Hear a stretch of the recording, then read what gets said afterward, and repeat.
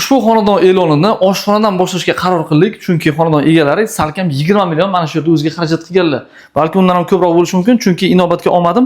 Mana bu yerda Samsung gaz plitasi hamda vitishkalarning qimmatlari qo'yilgan. O'zlari uchun taxlaganlar va ovqatlanish uchun sharoitlari ham mana shu yerda o'zida yaratib qo'yilgan. Oshxonamiz anchagina keng, ovqat tayyorlash va o'tirib ovqatlanish uchun yetarli darajada joylari mavjud. Xonadonga faqatgina qilinadigan ish bittagina jalyuzi qo'yish ishi bo'ladi.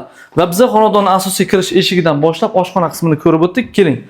Ikkita xonadan iborat ostdan ostgacha 77 metr kvadratlik xonadonni sizlar bilan birgalikda ko'rib o'tyapmiz.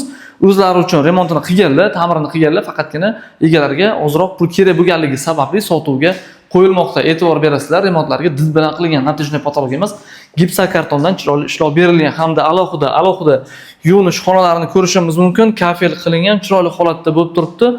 Va asosiy zal qismiga o'tadigan bo'lsak, ushbu zalimizning uzunligi inobatga oling 8 metrda tashkil qiladi. Mana shunaqa katta mehmonxona qismiga ega bo'lasiz. Shamol o'tib qaytadigan yaxshi holatdagi variant hisoblanadi. Xonadonimizda manzili Promstroybank, ya'ni Sanoat qurilish banki to'g'risida joylashgan 9 qavatli domni 3-qavati 550 million so'm ustiga kelib savdolasangiz barakasiga o'tib beriladigan joyi bor holatda sotuvga chiqaramiz. Kimga ma'qul kelgan bo'lsa ushbu xonadonimiz, pastdagi raqamlarimizga tezroq qo'ng'iroq qiling. Navoiy uy baraka kanaliga obuna bo'lsangiz, mana shunaqa yaxshi xonadonlarni arzon narxda doimo ko'rib borasiz.